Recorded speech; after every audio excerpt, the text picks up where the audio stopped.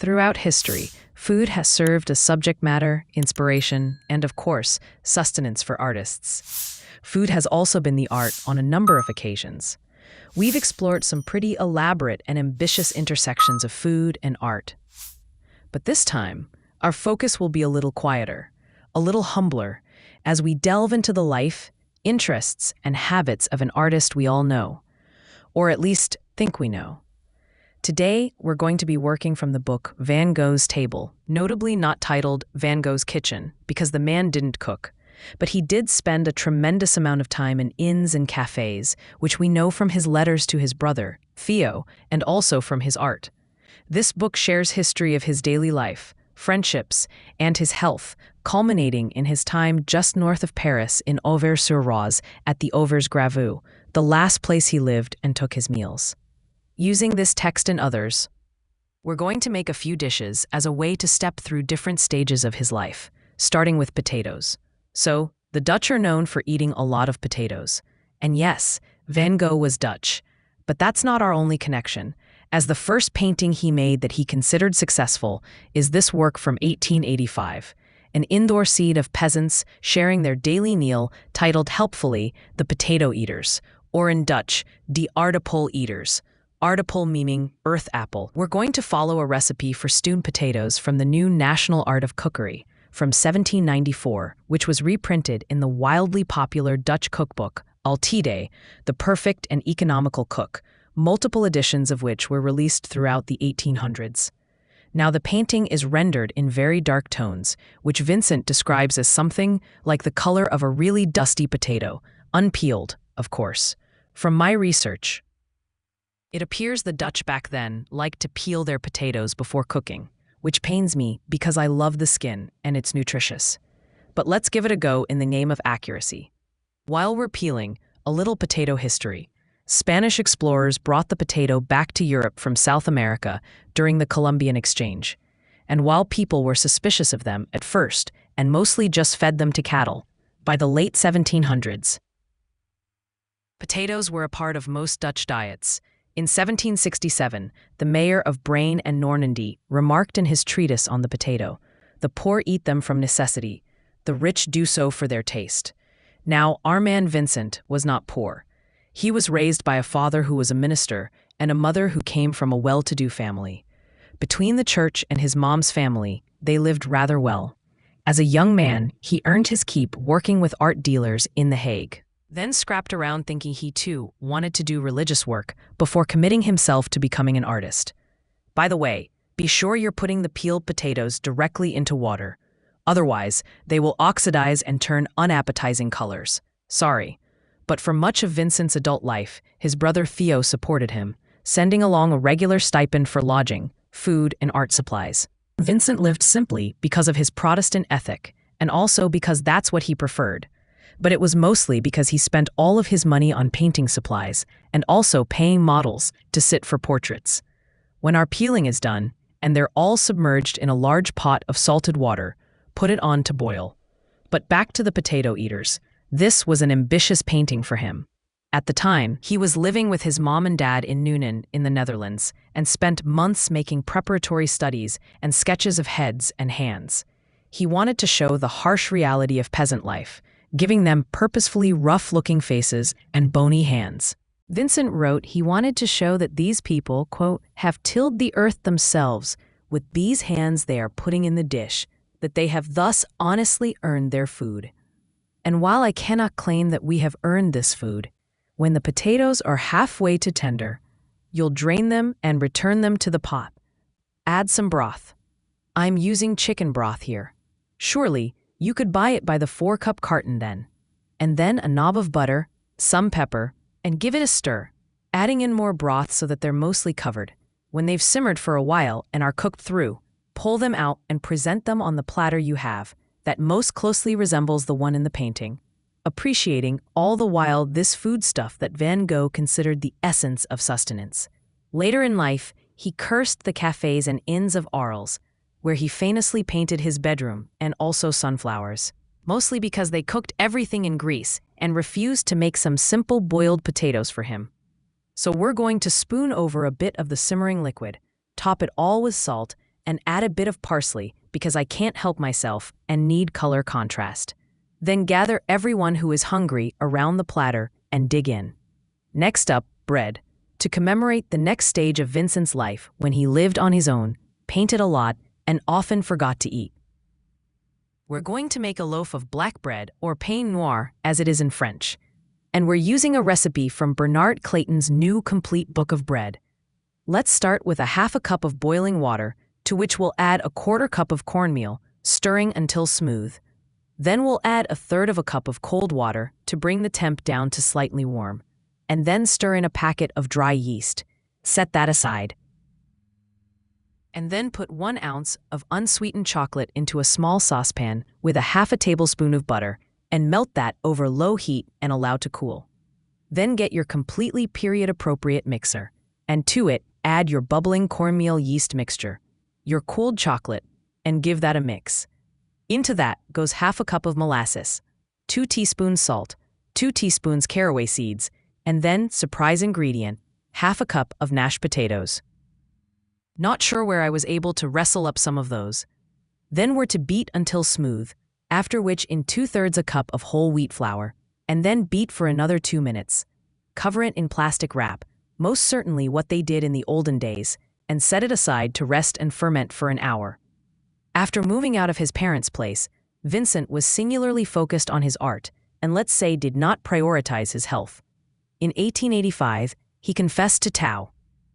When I receive money, my greatest hunger, even if I fasted, isn't for food, but is even stronger for painting.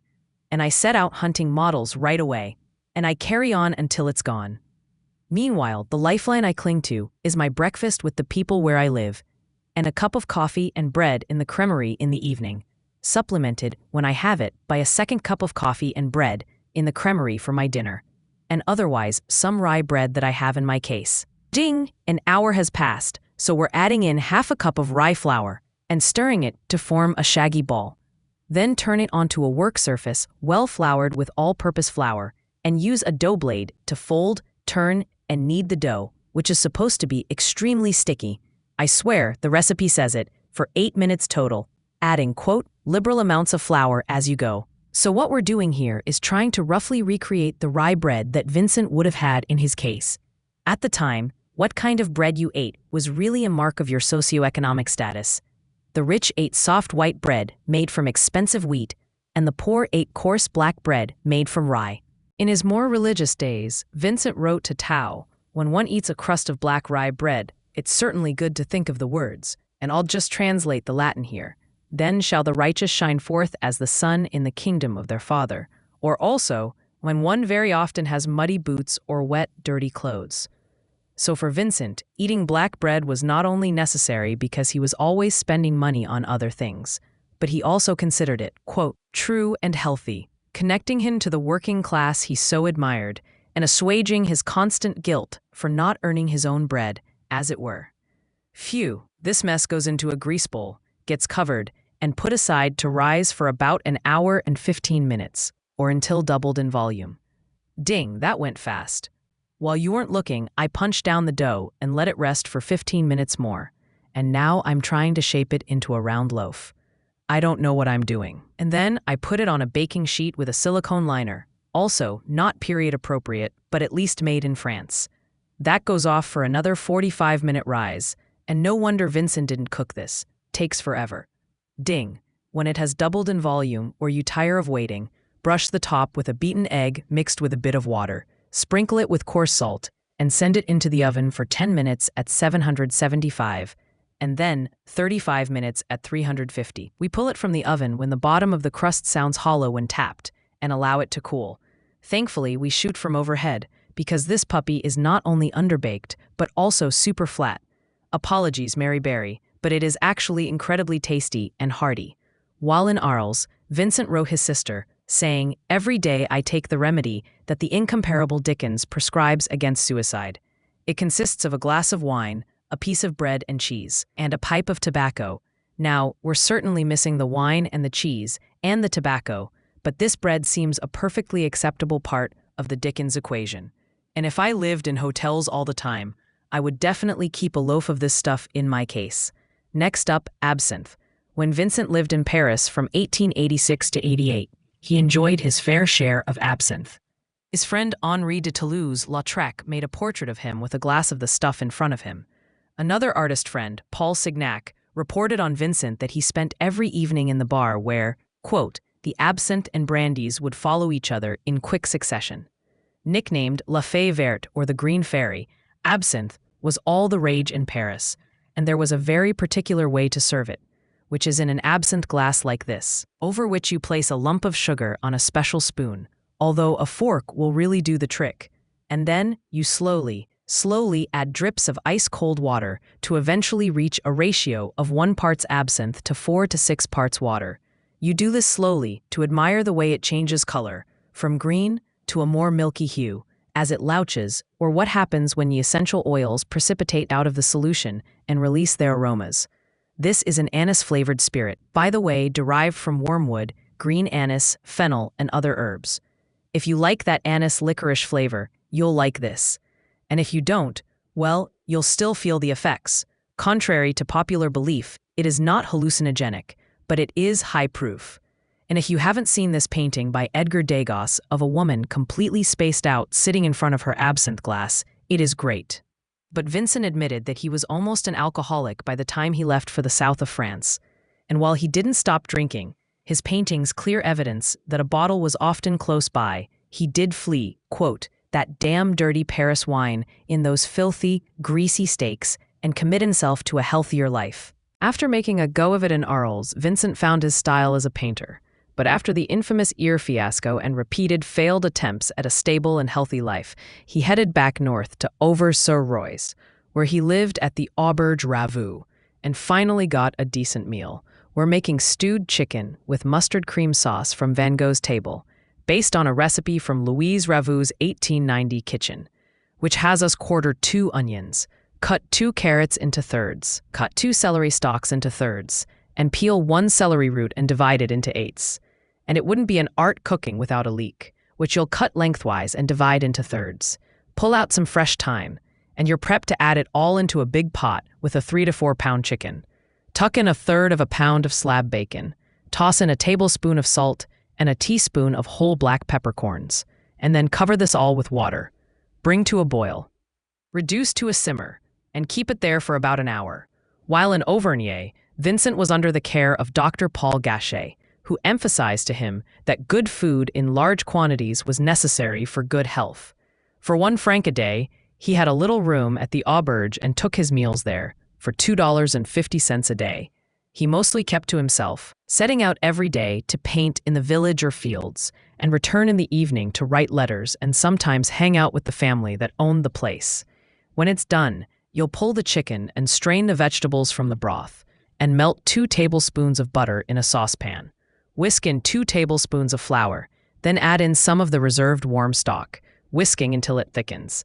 Then add in half a cup of heavy cream, and then pull out the enormous jar of moutarde de Meaux, a classic grainy French mustard, which you ordered online and should have noticed contains 17 ounces. Whisk in 1½ tablespoons, and season with salt and pepper. Now, while I'm slicing the bird into pieces, I'll tell you that there are many theories about the nature of Vincent's health struggles, including but not limited to syphilis, schizophrenia, alcoholism, turpentine poisoning, and sunstroke. None of this can be proved, but what we do know is that in his life, doctors did diagnose him with a form of epilepsy, and we have a close knowledge from the many letters he wrote of his sour stomach, bad teeth, and persistent struggle with depression. We transfer this all to a platter, top with some of the sauce, add our obligatory bits of color, and consider ourselves victorious. We're not going to stand on ceremony, as Vincent certainly wouldn't have, and we're just going to enjoy this right here. Now, if you were looking for a good summary of Van Gogh's career and life, you will not find it here. I encourage you to watch our recent video, Better Know the Starry Night, though. But what I do hope this journey through his life in 4 courses did provide you is a window into the actual life of one of the most well-known artists of all time. During his brief career and life, he gave the world some tremendously beautiful paintings. But he was also just a person, like me and you, who struggled with what to eat and puzzled, like we all do, about how it is we're supposed to lead good and successful lives. The Dickens prescription didn't work for him forever, but it did work for a time. This one's for you, Vincent.